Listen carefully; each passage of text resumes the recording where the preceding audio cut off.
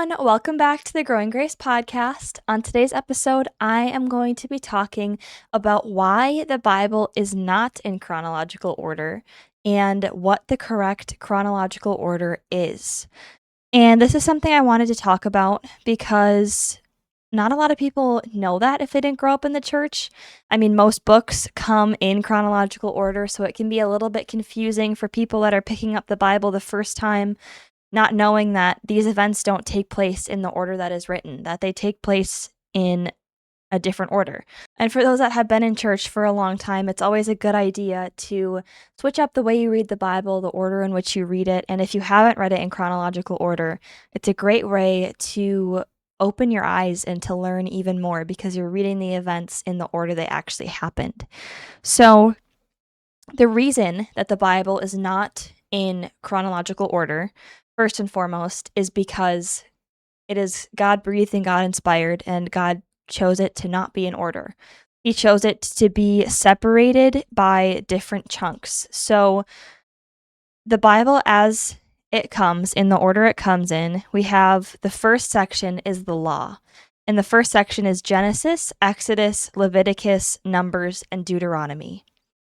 The second section that we have is history, and that is going to be Joshua, Judges, Ruth, 1 Samuel, 2 Samuel, 1 Kings, 2 Kings, 1 Chronicles, 2 Chronicles, Ezra, Nehemiah, and then Esther.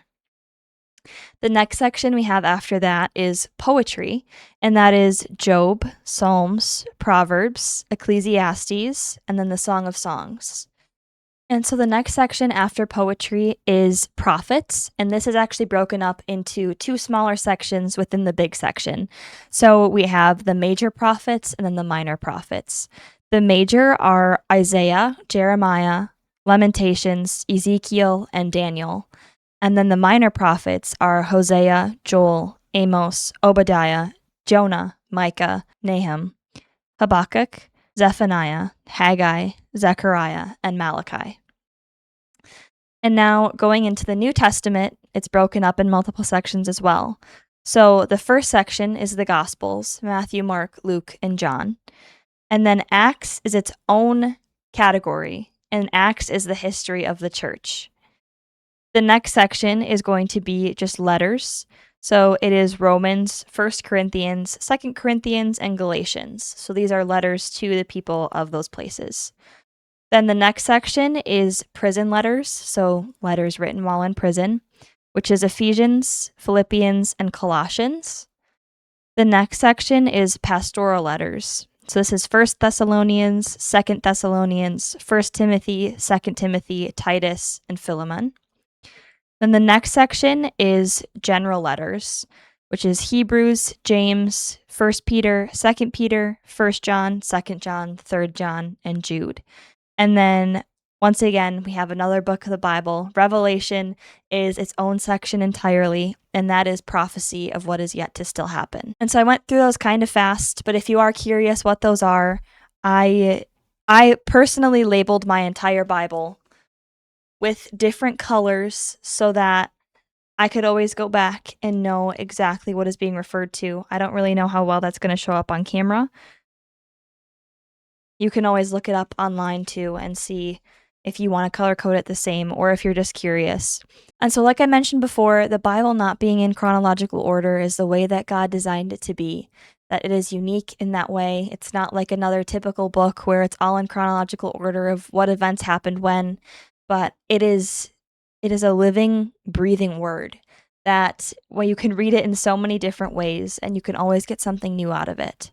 So the chronological order of the Bible goes Genesis, Job, Exodus, Leviticus, Numbers, Deuteronomy, Joshua, Judges, Ruth, 1 Samuel, 2 Samuel, 1 Chronicles, Psalms, Song of Songs, Proverbs, Ecclesiastes, 1 Kings, 2 Kings, 2 Chronicles, Isaiah, Jeremiah, Lamentations, Hosea, Joel, Amos, Obadiah, Jonah, Micah, Nahum, Habakkuk, Zephaniah, Ezekiel, Daniel, Ezra, Esther, Nehemiah, Haggai, Zechariah, Malachi, Matthew, Mark, Luke, John, Acts, 1 Thessalonians, 2 Thessalonians, 1 Corinthians, 2 Corinthians,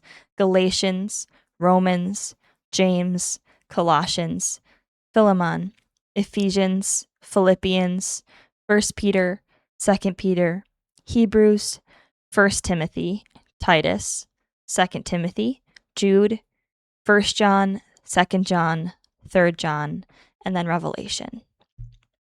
And once again, I know I went through those pretty fast, but if you need to, pause the video to write those down, or you can always pop up the transcript on the video, and that way you can see them written out for you.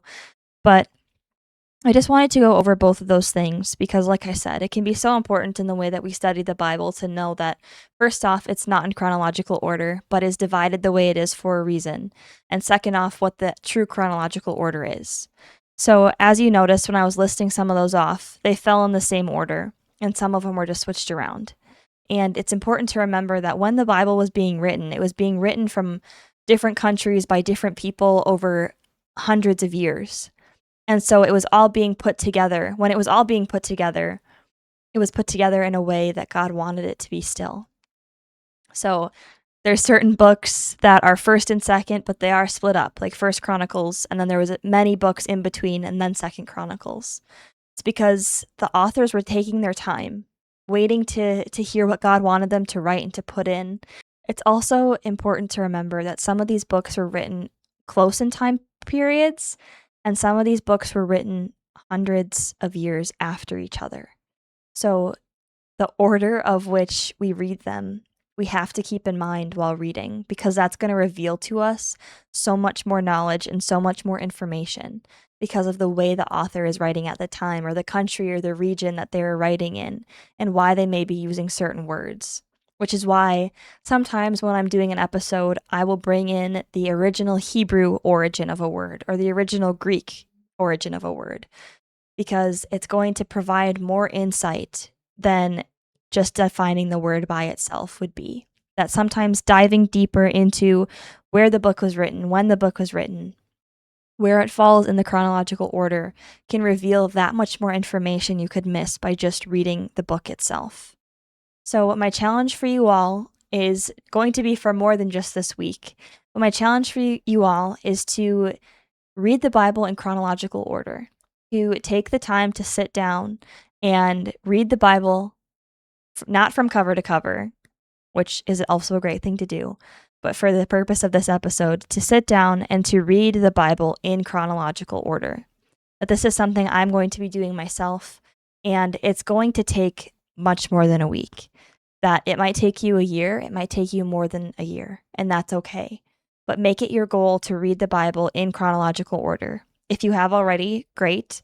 Do it again, but challenge yourself to truly read the origin of where the book was written, who wrote the book, why they wrote the book, and dive deeper into the context behind the books of the Bible.